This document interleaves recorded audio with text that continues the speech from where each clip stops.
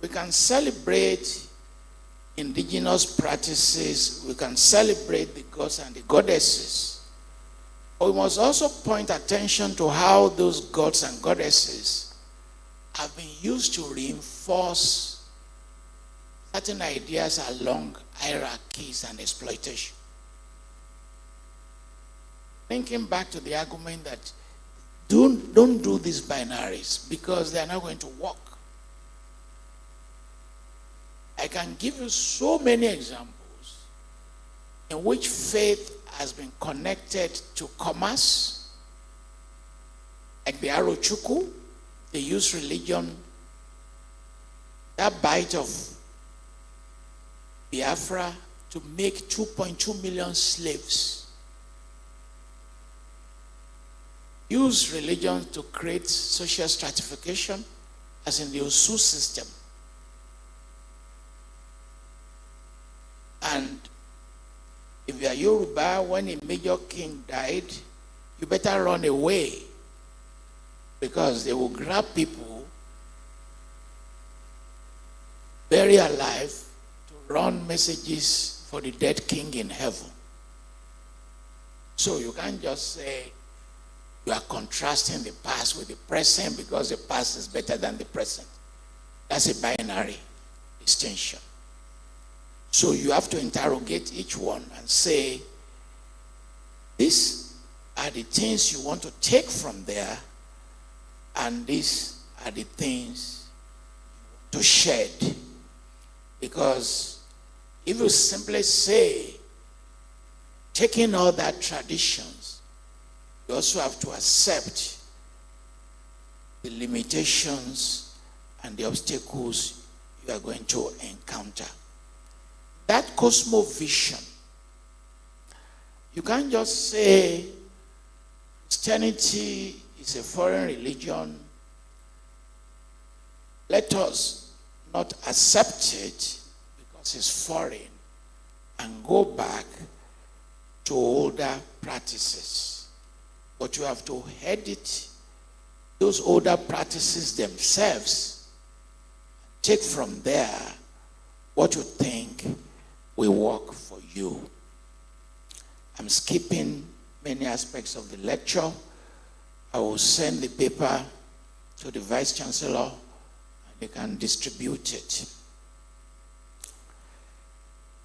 Islam came, Christianity came. I don't have to tell you about the history, but my focus is what I call the weaponization of morality. There's nothing you cannot weaponize. Weaponization means that you turn it into the agency of domination and control. There's no religion you cannot weaponize. And there's no religion that you can tap into the positive elements of religion. But you can also tap into it for that which you weaponize to create your own negativity. I don't have to give you so many examples. There are Ghanaian pastors that have done things that are not religious. You know them. There are pastors in South Africa who ask people to eat grass. There are pastors who go to diviners to collect charms. There are pastors who engage in ritual murder. But they are doing all those things, sometimes in the name of religion, and sometimes as masters of deception. Okay, you can call them Christian, but Christianity will say, no, that is not its mission. But there are practices associated with human beings who define religion in their own way, outside of the Holy Book. Just define it in their own way, outside of the Holy Book. And once they weaponize that morality, they move us into saying that there are passages between that which is good and definitions of both become very elastic. Whether it's Islam or Christianity, those who brought them also did so in relation to their own agenda. Some of their agenda are positive and some are not. You take Islam, you see its association with the jihad. In the 19th century, when they created caliphate, Sokoto Caliphate, one of the most successful, but it was also one of the largest use of violence to make slaves. They were just making slaves and funneling those slaves for domestic production and to places where they can be used. Then you ask a question, but you said you are angry about society values. You created your own caliphate, but you are making millions of slaves. That's a contradiction, which you use the new power that was acquired to create new circumstances of oppression. And you could see the demonic in religions, just as you could also see the good in the religion. And the essay provides so many examples along this line. And we've blamed religions for the loss of cultural sovereignty, but there have also been venues of resistance, changing African agency in a very positive manner. And in terms of these changes, you see how Christianity, for instance, was a tool to mobilize anti-colonial forces in a way that they contributed to the liberation of the continent. The process, they created syncretism, new adaptation. My argument can be extended to colonial education, to colonial economies, so that by the time you accept other religions, you are also broadening the sources of your values. And you are also attempting to see the African values that will work for you. In drawing from both, you are drawing ideas, the pre-colonial, the colonial, and the post-colonial, and you particularize them, integrate them into the education system, begin to see the extent to which they can affect your politics. But as they affect your politics, you are accumulating what I call conventions. If you have a degree in political science, if you go to universities, they teach you democracy. They teach you political institutions. You master them very well. No problem. And you have your A degree. But what they will not teach you are conventions. What are conventions? Normative values outside of the constitution of a country. So if you look at the president of Ghana or the president of Nigeria, your conversation is usually about constitutions, regulations, and laws.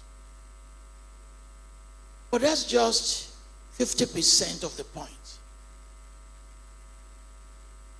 You don't talk about conventions. Let me give you some examples. I've been to the White House. When you get there, is it an official business or is it a private business? It's a private business. The president of the US cannot use American money to buy you water. The same house, in the same presidential house, the budget is divided. So when Obama was in power, his mother-in-law was living there. The food of his mother-in-law cannot be charged to the president's office. It's separated. You understand? And I've also been to KASOA.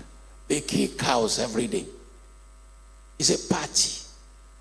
It's like a marriage ceremony on a daily basis. I don't know the number of cows they kill in KASOA. Because all visitors, while waiting for the president, will eat.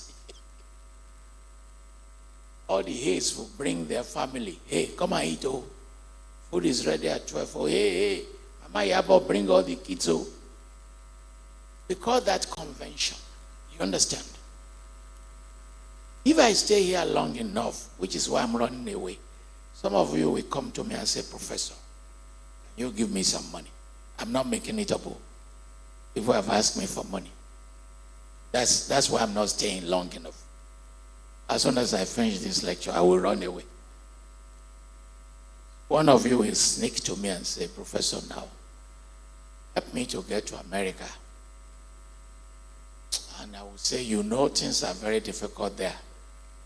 Then you will say, that difficulty that is making you shine like this, I too want to face the difficulty. You understand? Help me, Ghana, and then you prostrate. Conventions govern our society a lot. Lots of conventions. Not constitution. Conventions also govern the church, not just the Bible.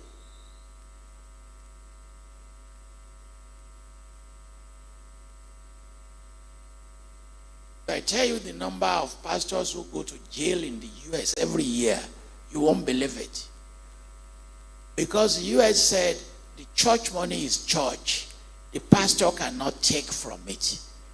Are you going to tell the founder of a church in Ibadan, where I come from, that the money of the church doesn't belong to him? That's not possible. The money of the church belongs to him. That's a convention. Forget what the constitution of the church says. Who is going to talk to him that he can't dip his hands into the fund? That's a convention. And as we are governed by these conventions, whether it's in our economic realm or political realm, you begin to see how society is so complex, not just drawing from organic documents, not just drawing from the Bible, not just drawing from what we borrowed from abroad, from Islam, but also adding layers of our own belief system. It complicates the issue of values. Who can tell President of Nigeria, if he says, Governor of Central Bank, bring 20 million from Central Bank, he will say, yes, sir. But the Constitution doesn't allow him to do that. And as we deal with the multiplicity of these conventions, see why, whether they are doctrines or belief systems or documents, we walk into them, they can be for good or for bad, certain things.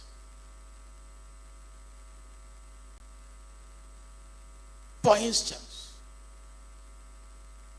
Who asked you to become a minister in Nigeria if you are not going to steal money? Why did you accept? One of your jobs is to steal money. Are you married? Very good. Your wife will say, now, my husband, God has blessed us. This is the time to build 7 houses. They can remove you in 6 months' time. Better steal everything you want to do. That's your wife. Your mother-in-law will come. Me, I have so many friends. See Samuel there. Where is he? He's my friend. He will travel all the way from Ghana to Nigeria and say, Falola, you are not a minister. Whatever you can do for me, today, tell me. You've been with me. I've been suffering for 10 years. I travel all the way from Ghana. I want to talk to you. I'm not making it up, Not making it up. If you don't know, you are still young. Because the expectation of power and what you do with it are not just within the boundaries of constitutions and regulations. They are also located outside of it. Which reminds me, I want to tell you a story because I'm a writer, I'm a story writer. Of London used to take people from Asia and Nigeria and Uganda. And in the London School of Economics, there were 2 classmates, one from India, another from Nigeria. They graduated, they went their ways. Years later, the Indian friend invited his Nigerian friend to come and visit. Met him at the airport, put him in a massive guest house, party every day, gifts. And the day he was leaving, he asked his friend, we just finished PhD together. Where did you get all this money? You know what his friend said? 10%. 10% of all contracts.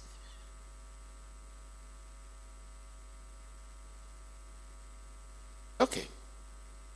5 years later, his Nigerian friend said, come and visit me.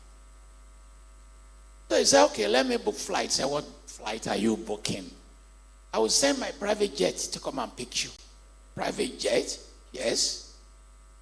You know, they have them in Ghana and they have them in Nigeria. When he came, the treatment was extraordinary. On the day he was leaving, he asked his friend, where did you get this money? What did you think he said? 100%. So he said, follow me, follow me, follow me. Now took him to a barren land. Nothing there. He said, look. His friend said, that is bush. He said, that is the airport. The contract they gave me, and I didn't build anything. That is 100%. And you see that any aspect you look at, whether it's religion or politics, you find the same thing, which moves me to my segment. I call it post-colonial hypocrisy. Post-colonial hypocrisy. In that post-colonial hypocrisy, we've mastered the art of politicizing faith and virtue. In the hands of politicians, religion is an instrument. It's an instrument of division, an instrument of politicization. If you are a Muslim, tell them don't vote for Christian. If you are a Christian, you tell them not to vote for Muslims, in which you are manipulating faith to to develop your own ambitions. You are students of Ghanaian politics, you know that very well. You are students of Nigerian politics, you know that very well. That you convert faith, you can politicize it. Politicize it in a way to deliver your own agenda. You can use religion to create a concept that I call the dual state, as in Boko Haram. Talking about the enforcement of the Sharia. Not that you mean them. If you look at the origins of many of these crises, started by a group of politicians looking to manifest their own agenda,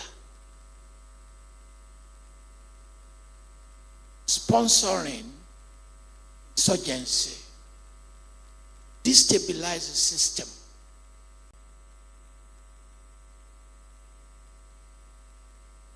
And you see how you study. I've done like 4 books on this topic. Study religious violence very well. You will see the hands of politicians in many of them. Because it's profitable for them to use that religion to destroy the state. In other words, elements in the church, a mosque, telling you the values, and that post-colonial hypocrisy, elements turning that which is good to evil. But there's an evil that you don't pay attention to.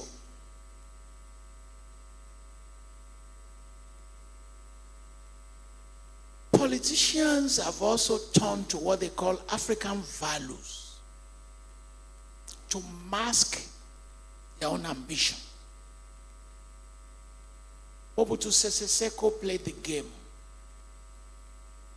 Many of them played the game. They launched what they call authenticity campaign. Let us wear our clothes. Let us use our own language. Let us eat our own food. All well and good. But if you know why they are saying so, turning themselves into Messiah, you begin to notice that they are using African values for purposes of political domination. That's what they have done. Biya used it. Mobutu used it. Idi Amin used it. Idi Amin saw himself as a Muslim hero. Let's promote Islamic hero. These leaders understood that faith and cultural symbolism, I'm reading from my note, could be effective tools of control in post-colonial Africa, where the legitimacy of governments often rested on unstable basis, including ethnic divisions, economic unrest, and the legacy of colonial borders. Framing their power as divinely approved or culturally authentic will help them to silence critics, co-opt religious institutions, and deflect attention from their own shortcomings. In this post-colonial hypocrisy, John has been used and manipulated. And you also find how that hypocrisy is not just limited to politics. The hypocrisy has also been extended to Islam and to Christianity, in which the positive in religion have been converted into entrepreneurship. It's an agency of making money in miracles, fake miracles, fake healing, and various abuses. You know this aspect more than I do. I want to talk about your generation, youth, globalization, and the crisis of meaning.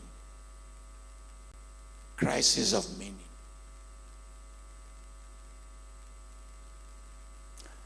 We have to confess that atheism is also growing among African youth.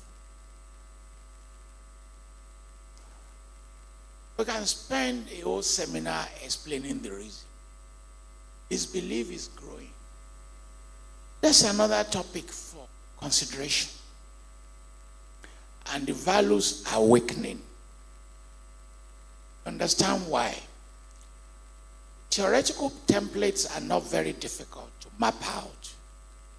Whenever there's an economic decline, when people cannot have jobs, two things happen historically. Men will take to crime, women will take to prostitution. That is a global phenomenon. If you don't want them to do that, after you've trained them, make sure there are jobs for them to do.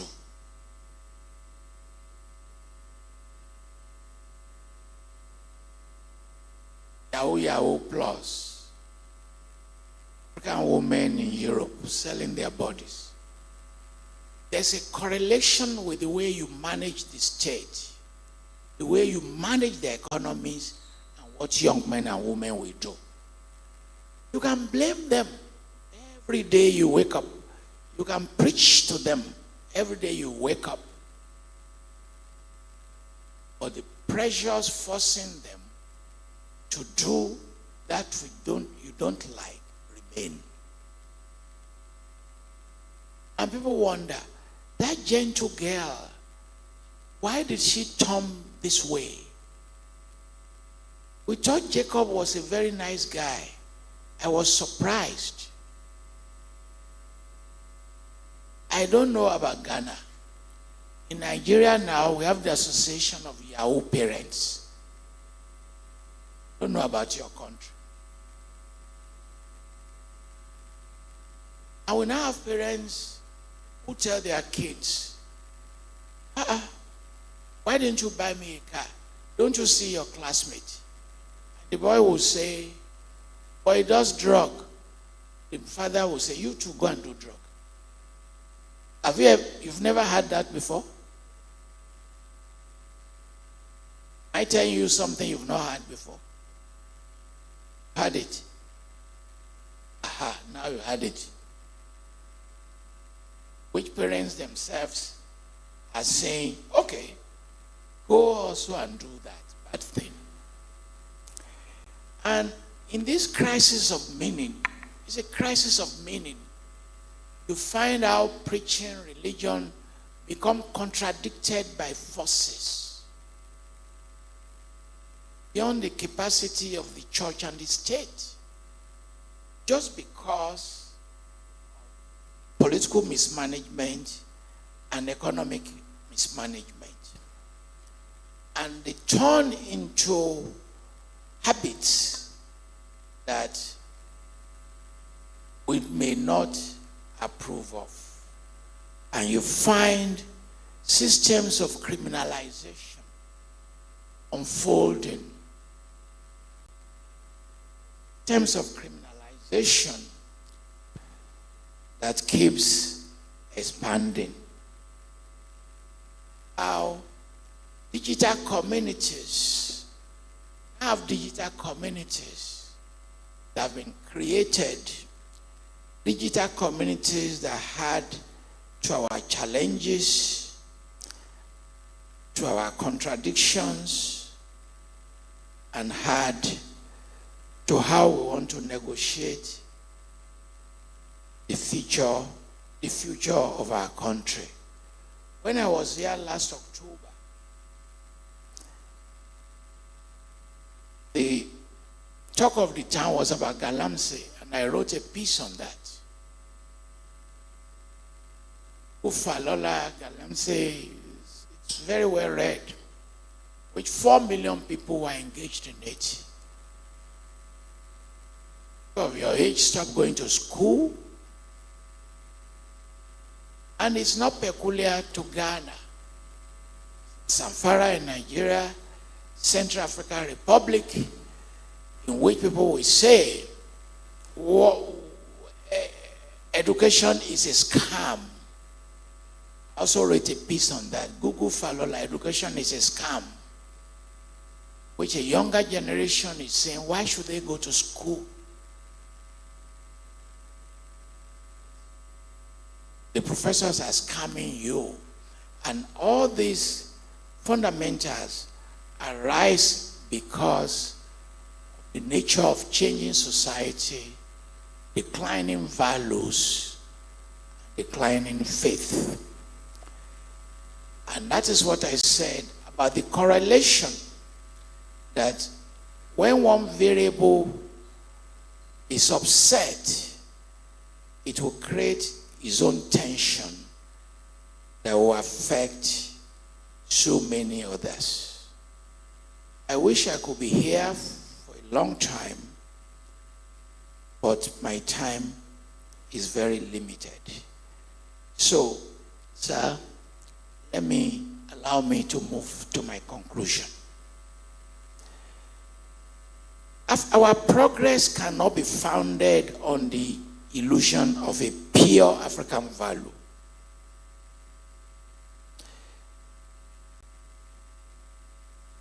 And my paper has demonstrated that that search for purity is misguided. Neither can we say that religious norms and cultural norms will not change. They are going to change. The discrepancies in pre-colonial hierarchies, the colonial upheavals, the post-independence hypocrisy, and the commodity of spirituality, I expose all of them in this paper. And I expose them in ways in which you will see paradoxes. And these paradoxes affect us. And the paradoxes are many. We have religion, but there is no God. Paradox. We have land, there is no food. We have lecturers, no knowledge. Youth, no job. These are what we call paradoxes. Created by complexes. Libraries, no books.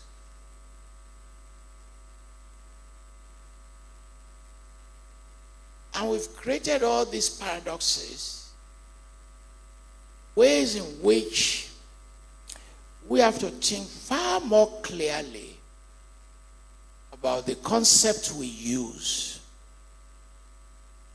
We have venues for debate, adaptation, inventions. We are not going to idealize that past, neither should we exaggerate modernity. Because you and I may also be exaggerating modernity, not seeing the paradoxes in modernity. Modernity creates frustration.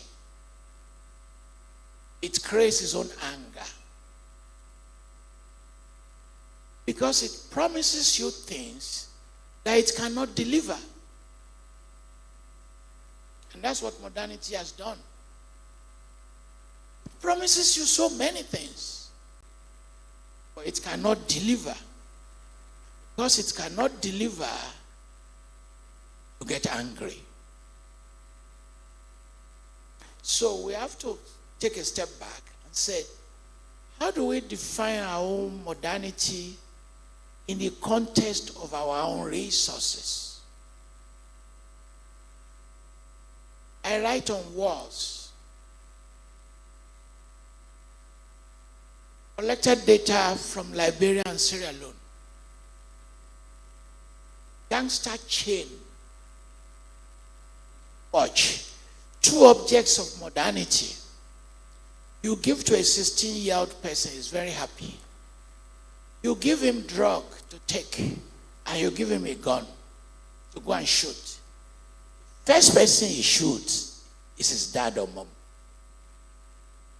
And after he's killed his dad or mom, who else can he not kill? Who else? If you want to buy my cell phone, 15.5, Nigerian currency, without the attachments, is 1.5 million. That is the salary of a professor for 5 months. If modernity promises you this, and it takes professor's 5 months salary, that modernity itself is destroying you. Where do you get the money from? I am not exaggerating. I'm not exaggerating. Ritual murder is very intense in Nigeria. On campuses, when a woman finishes her menstrual period, she cannot throw the pad into the trash can because people are looking for the trash, for the pad. How do things just degenerate to that manner? They look for the underwear of women. To do what? Ritual murder, for ritual money. People take their own brother, their own sister for ritual money. Some parents are afraid of their own children. But why are they doing this? You have to trace it back to that modernity.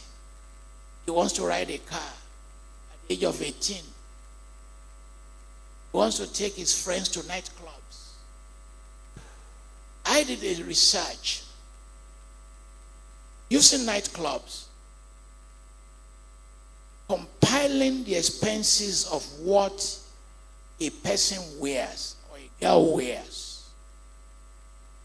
I am not making it up. Go and do the research yourself. Ask for how much the hair cost, the nails, the pedicure, the shirt, everything. It can be the 9-month salary of the woman's father. It's an exaggeration.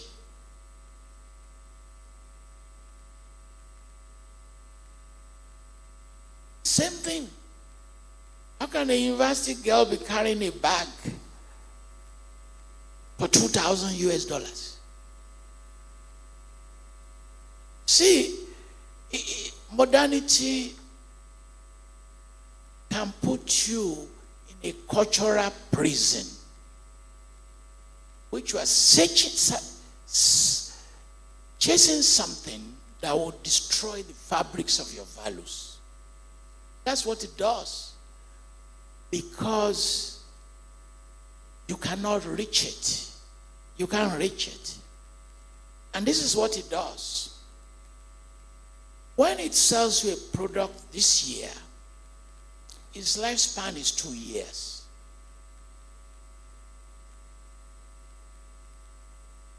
Because it's like a seduction. Just destroy your thinking processes. I just bought it. It's just 2 weeks old. But I know in another 1 year they will make another one. So if you say you want to be buying a new computer, a new car, a new everything as they come out, you are already putting yourself in trouble. So the crucial future is realizing that faith and values are terrains that we must understand, and that we must possess what I call intellectual bravery. I use that concept, intellectual bravery. Determination to eradicate harmful customs and reclaim that which is good in us.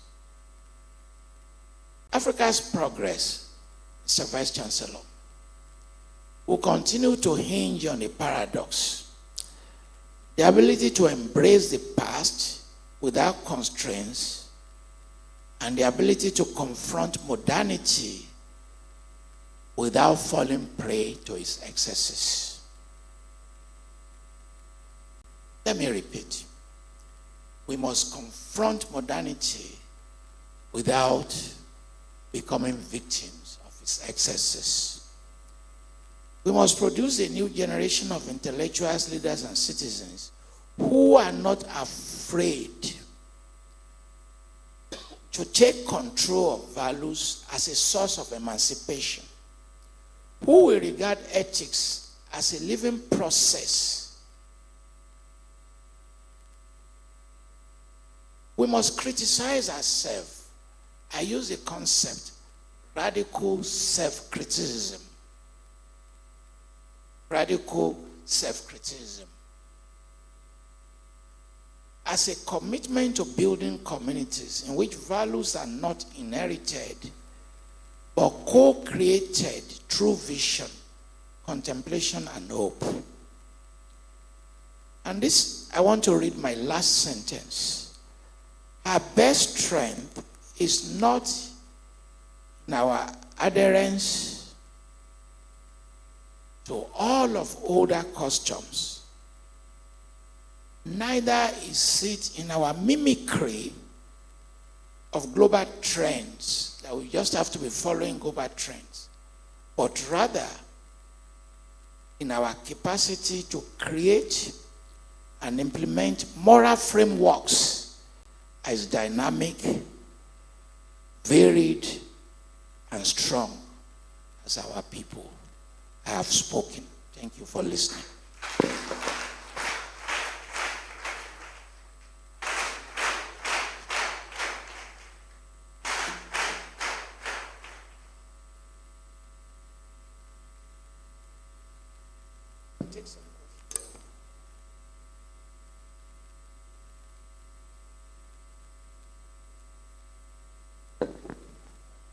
Thank you very much, Prof, for the wonderful presentation. Let's put our hands together for Prof again. Oh, I think you can do that better. And the last round. Thank you, thank you, thank you again. I think very thought-provoking things for us to think about. That when we talk about moral values, we are neither talking about the past nor modernity, but something we must courageously embrace and create and find where we belong. I think the complexities are real. As he speaks, I begin to think through my own understanding, the raising of my children, how I interact with other people, and I think this is really beautiful. So we have just few minutes for questions, but before the questions, I will invite Professor Samuel Ntimo-Owusu to maybe give a short response to what Prof has said, and then you bring your questions. Within the next 20 minutes, we are done with all this. Put your hands together for Prof as he comes.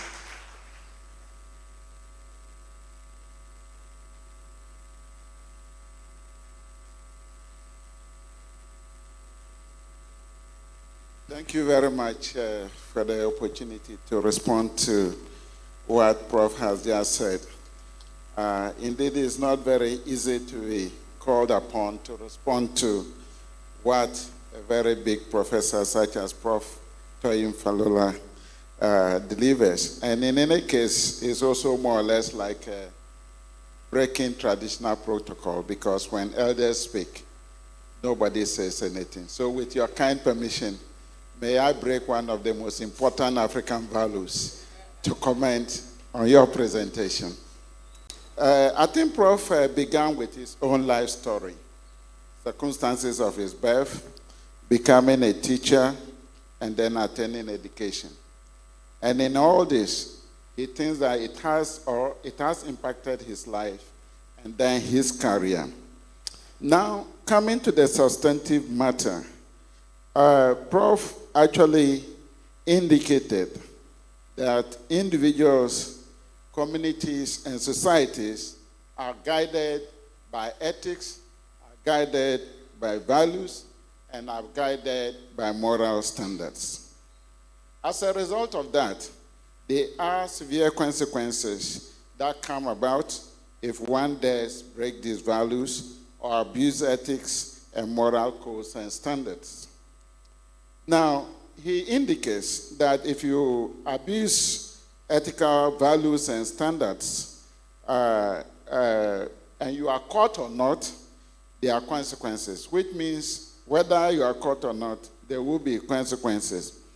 But there's an interesting angle that Prof has introduced to this kind of issue, that in those days, if one committed a crime or one broke values, one broke moral codes, the punishment goes beyond the individual. It also indirectly impacts the family that the person comes from. Unlike today, where when you commit a crime, the burden of blame and punishment is on you, the individual. In those days, or in traditional systems, it is completely tied to you and the family. And anytime there's any least opportunity, that becomes a reference point. And we know that there are several people that keep making this argument or giving examples, especially when it gets to marriage, where they say don't marry into that particular family or the other family, just because of this kind of memory that has been stuck in that given community. Prof introduced a whole concept of binaries, and that if we look at issues such as good and bad, these are actually binaries. But trying as much as possible to reduce issues to binaries also have the capacity to create some form of complexity and complication within society. So he prefers that we should try as much as possible to avoid that. He introduced the issue of universal issues and doctrines, that issues of human rights, globalization, democracy, have in different ways impacted African values and provoked complex issues within African societies. In simple terms, we should try as much as possible to look at these issues very, very critically. Because even within the traditional systems, in spite of this kind of universal issues such as human rights, globalization, democracy, and the rest, within our own traditional system that we claim that these are values that should be followed, there are also contradictions within. And also the issue of trying to look at issues like this is the past, this is the present, or this is what occurs in the past, and this is what is happening now. That can also create problems. And so looking at the past and the present, we need to look at it very, very critically. So examining values, ethics, morality, and other things, we need to look at it with a very critical lens. Then Prof moved to the issue of religion and the weaponization of religion. That the capacity to weaponize religion also has one ill that we should look at. That is a tendency for one to use it to achieve personal gains.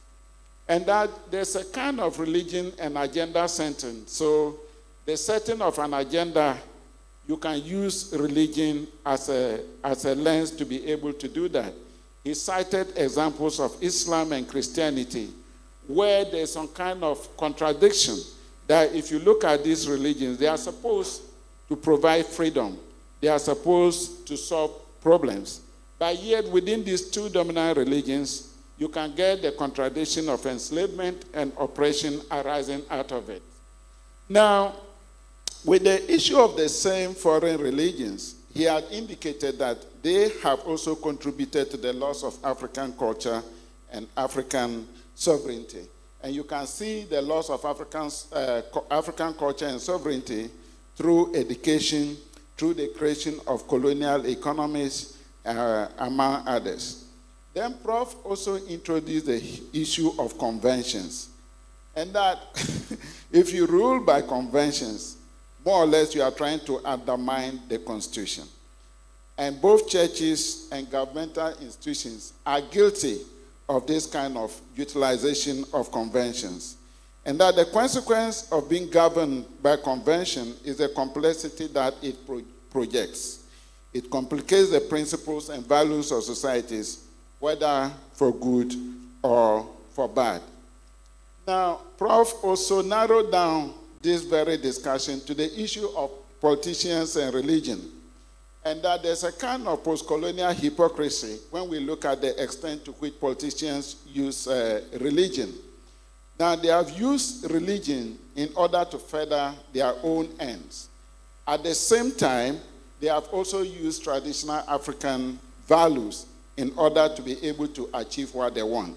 For example, for purposes of personal aggrandizement, we can see presidents try as much as possible to talk about food or use dress code and use other things such as the issue of genetocracy, patriarchy, in order to dominate people. And Mobutu Sese Seko was a perfect example that Prof actually gave. But when we take out the issue of politicians, when we also come to both Islam and Christianity, we see the use of fake miracles, prosperity messages, among others, to accumulate wealth. And that also isn't too good. Now, also the mismanagement of resources and bad governance, as far as is concerned, should be partly blamed for some of the ills that we have in society. The problem is that if resources are mismanaged, you have the capacity to trigger crime within society, committed by both girls and by boys. And society and religious institutions are then required to effect behavioral change. Prof concluded by saying that the pursuit of African values, that is pure African values, could be nothing but an illusion. Because throughout historical times, from the pre-colonial period to the colonial period to the post-colonial period, these are historical periods that are full of paradoxes, and these paradoxes also create complex situations. And that, what do we do? Are we looking for the ideal situation? If we are looking for the ideal situation, then we cannot look at it in modernity, because modernity itself offers promises but is not able to deliver. So we should define modernity and the need for modernity within the confines of our resources and within our capabilities. I don't know whether I've spoken well, Prof. Thank you so much for your attention. Wow, put it together for him. Yeah. That is Professor Samuel Ntim Owusu from the University of Ghana. Another wonderful professor. He wasn't aware that he was going to respond to this, actually. It was in the middle of Prof's presentation. We hinted him. And I think he's done a wonderful work. Let's put it together again. Thank you.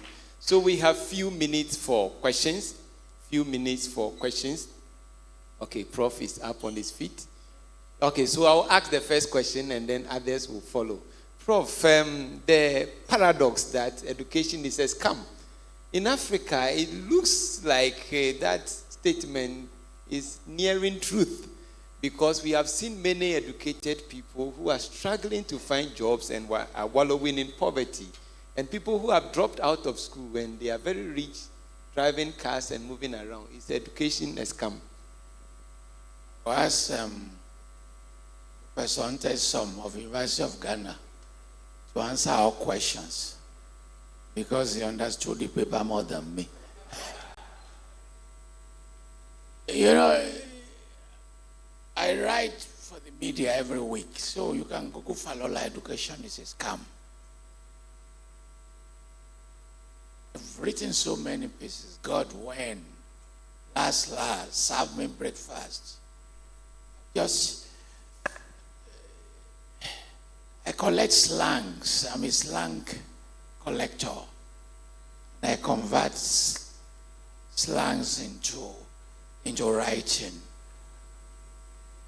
Younger people, we must confess, are losing faith in the education system. That's why they call it a scam.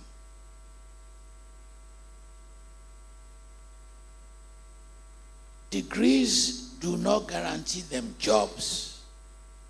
So many tend to think that their time is being wasted.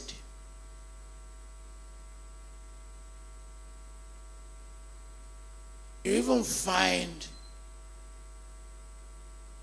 circumstances in which, even when they have jobs, half of the money is just for transportation.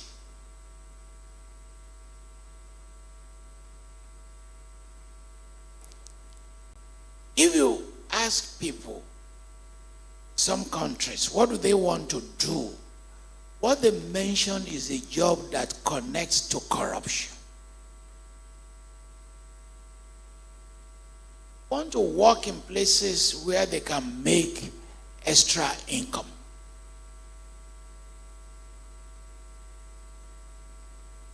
Want to work for customs, work for police, work in the army. In some programs, education for instance, getting enough students is a problem. Universities, agriculture, getting enough students is a problem. Because the students realize that after they finish their education, there are limited opportunities for them. That's why they say it's a scam. But the dynamics is, if you do not create a diversified economy, Greece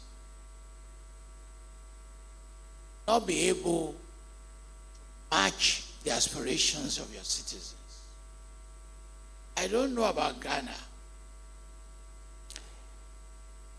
If you finish your degree in places like Cameroon and Nigeria, and you don't know a big man like Falola, forget it.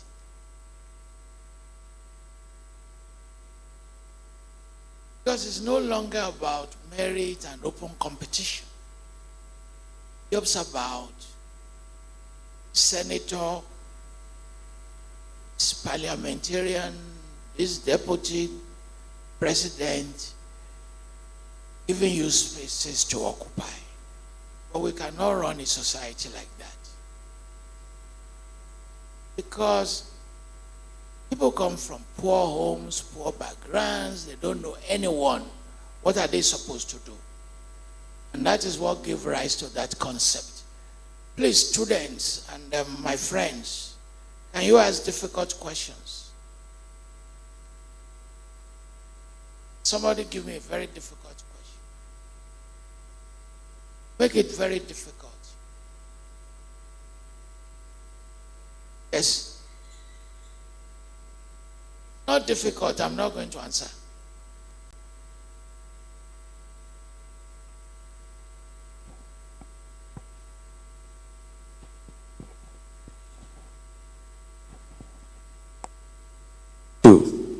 Thank you, sir.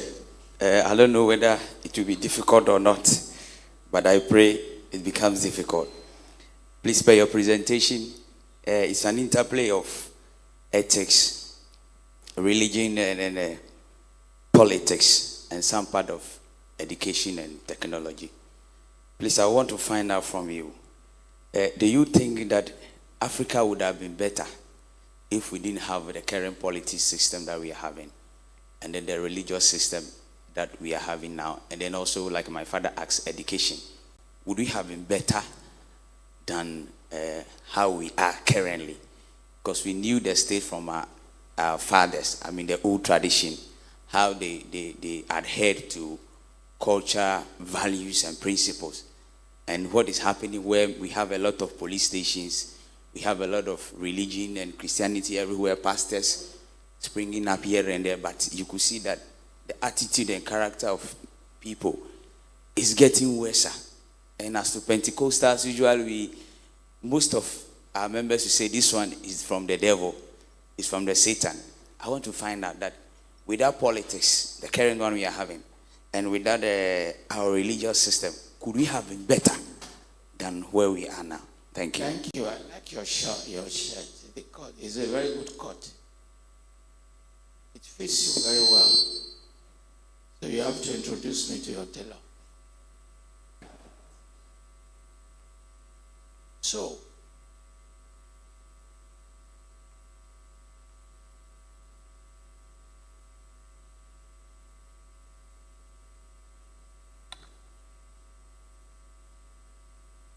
you return it.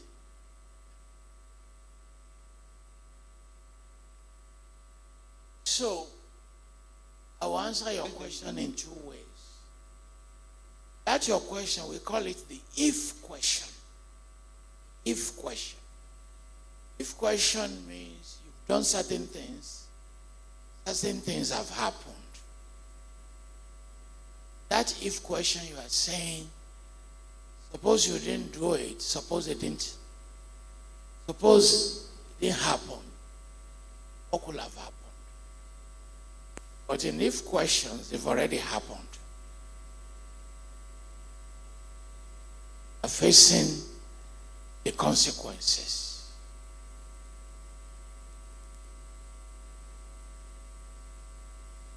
That is the first way I will happen it, our side. But the more fundamental ways is that, okay,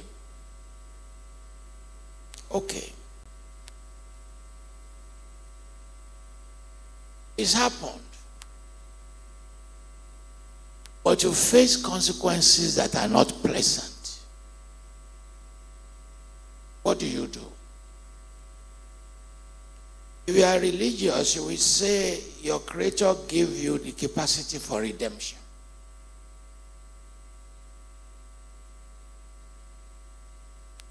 Because you have the capacity for redemption, then it's not too late.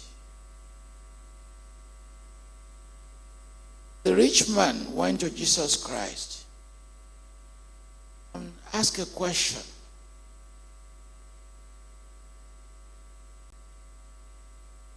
If I want to enter the kingdom of heaven, what should I do? And Jesus said, go and sell everything you have. Become a poor person. That's my interpretation of the passage. Others have given it a separate interpretation.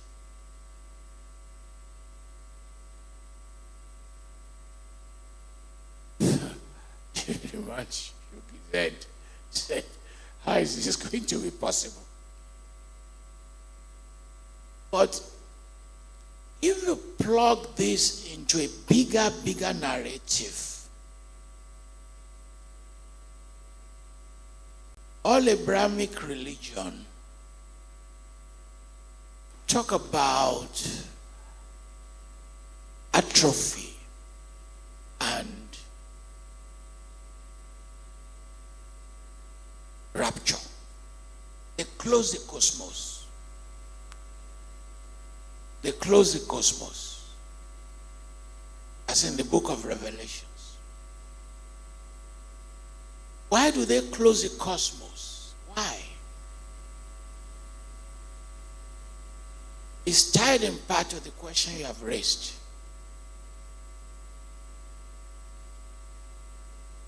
That in closing the cosmos, suppose everything has a terminal point. In science, which agrees with the Bible, science ties it to the sun. That sun has a lifespan. And the day sun ends, life itself will end.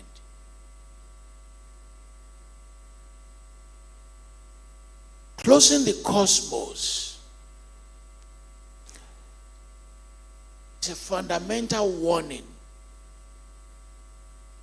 about managing the capacity to change society, to reform, to create revolutions.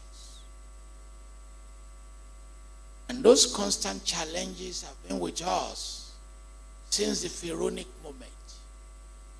Mahdism in Islam, Zionism in Christianity, they are all saying, look, you've created enough damages, you've created enough ruptures. Why don't you become born again? Why don't you master your redemptive capacity to change society? In secularist terms, we keep talking about reforming society, changing society, restructuring society, changing the values of politics. They are fundamentals, but they are very, very difficult. Thank you for that question. Let me take one more, the last question. Yes, please. You have to forgive me. Make this the last question. Yes, please. Please, my last question, how about 2-in-1 question? And then another last question. Okay, so please, at the age of 17, you made your first decision, out of which many other decisions has been made to bring you this far. So first question is, how were you able to make these firm decisions? Was there the role of a mentor or coach? If yes, what role did he or she play? And the B part of that question is, what role has faith played in your decisions, and how difficult or easier was it? My last main question, how were you inspired to move from being a primary school teacher to a university lecturer, which made you even happier to this age of being a renowned professor who is inspiring many like us, and even to the point of acquiring 26 doctorate degrees? Thank you. Well, you have to spend some money. You have to spend some money. Because I've published 2 memoirs of mine that answer that question. So you have to buy them.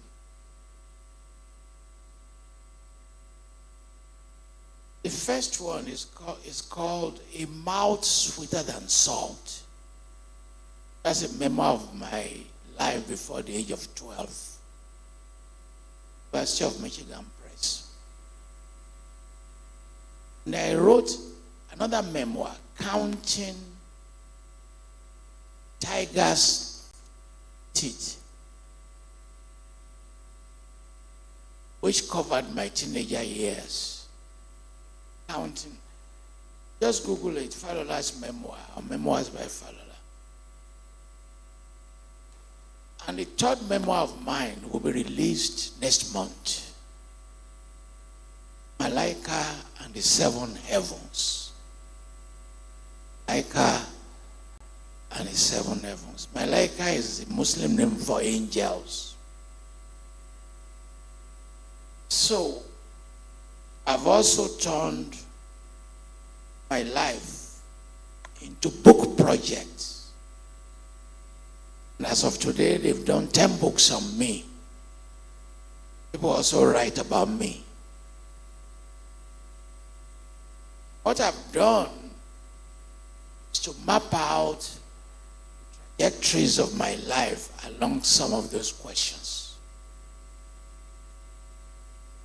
If I answer you, you won't pursue my memoirs, which I want you to go and pursue. And you send me an email, I will give you 2 for free. Or just send it to your email to to go and read.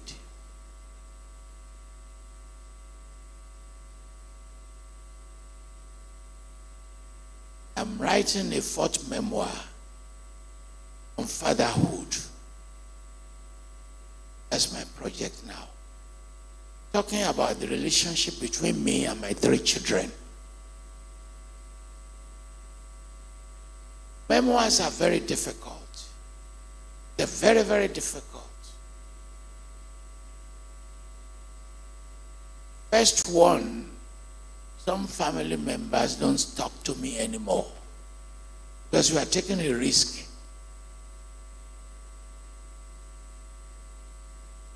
Telling many of these things. But let me tantalize you a little bit. That I never met my dad. I don't know him. He died when I was 10 months old. When I was, yes, 5 months old, he died. First time I saw his photograph, I was already a professor.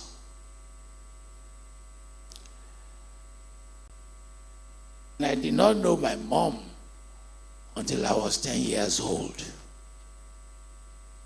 And my last sentence, which will shock you, I was a high school dropout. I only spent 2 years in high school. How did a dropout becomes a distinguished professor? That is the question for you. Thank you very much.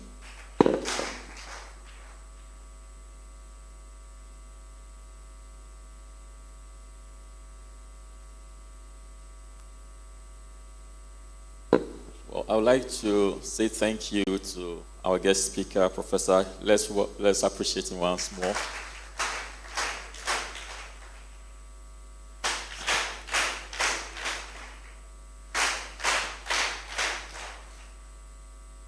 We realized that he had given us a bit more questions to reflect on than answers when you ask for answers to questions.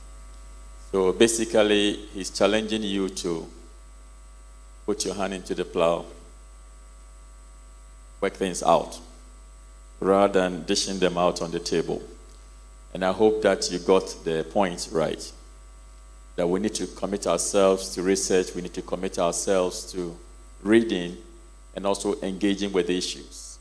What he's done is to stimulate us to think through the critical issues facing us today. But I think the challenge still remains with us. The role of scholarship, the development of society, and also seeing scholarship as ministry. So it's not a matter of just gathering knowledge, but to what extent does our faith speak into the public space and the things that matter so much to us in ethical, moral issues. And so I want to thank you so much, and also for your team that came with you from Chebi and University of Ghana. We are so delighted to have you with us. You are always welcome. And make sure that you don't lose the branch to this place anytime you are passing by. On this note, may I ask Apostle Johnny Pipra, who is our stand registrar, to just commit us to the Lord, and also to pray that the Lord would grant them journey mercies as they go and also continue their work beyond our shores. After which we would break, and then the other things that follow, the instructions will be given to you by Apostle Chepwe. Thank you all very much. Shall we rise?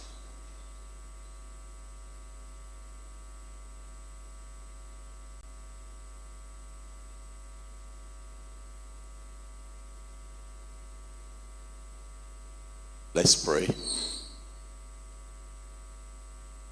Our Father in heaven, we thank you for this opportunity to learn from your distinguished servant.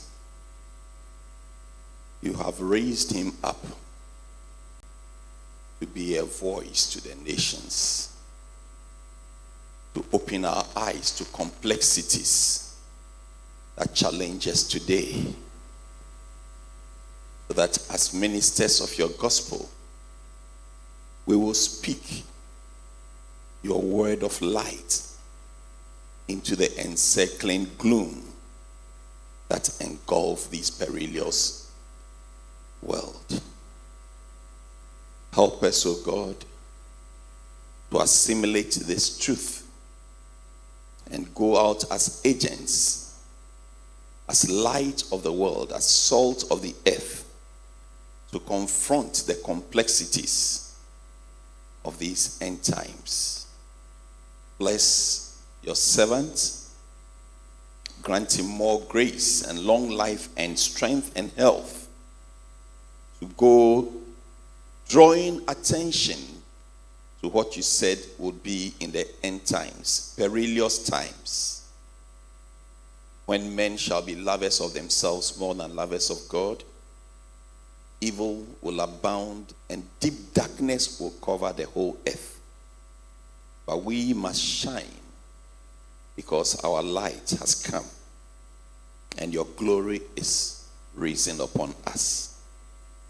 As they go, Father, Lord, be with them as a pillar of fire by night, as a pillar of cloud by day, to protect them from all the evils of the night, evil beasts, and the cold, freezing nights of the desert.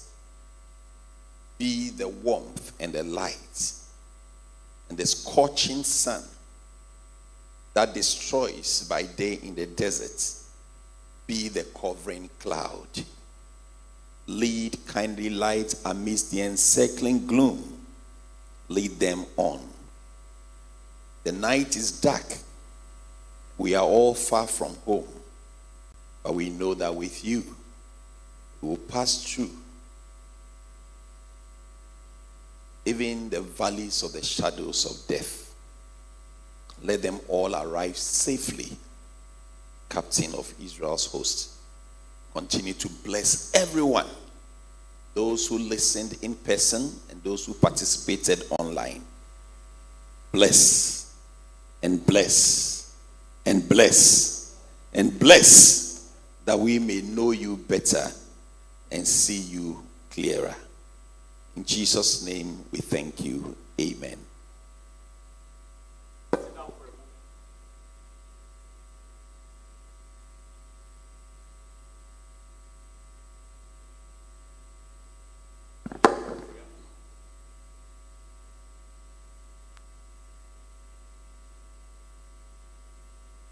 Peter is just asking me to say something, and there's something on my heart. The paradox he gave is very, very important. We have to go and think about it. I can't understand why sometimes at theological seminaries, Bible schools, some people steal exam. I don't understand. Pastors, theological institutes. How can a pastor write a false report? I mean, I hear some people write false reports.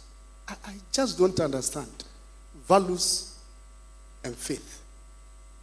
Go and think about these things, because they are contradictory. They are contradictory. How can a pastor write a false report? Something that you have not done, then you compel an elder to write something to you. How? Think about these things. Thank you. Thank you very much, Prof. So everything that is a paradox in your ministry, we need to really reflect and make sure that we are Christians, we are pastors. A pastor writing false report, what a paradox. We want to close at this time, and as you have been informed, this afternoon has been given to you as free for you to do personal reflections.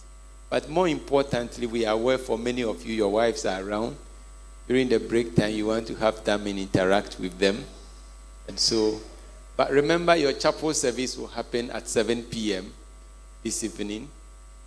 We will have a guest speaker joining us this evening. So, this is the announcement for Want to also inform you that the chaplain, together with a representative and Dr. Woody, are gone to Akrofi Christella to attend another lecture on behalf of the faculty. That is why you didn't see them here. Thank you very much. Have a nice day.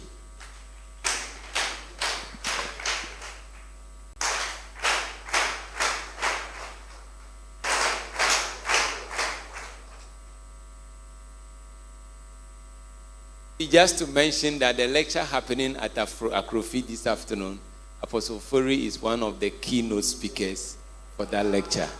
Yeah, so maybe with time you will get what has been said. I'm sure there will be a social media aspect of it. We'll share with you to listen to the lectures. Thank you. We have closed.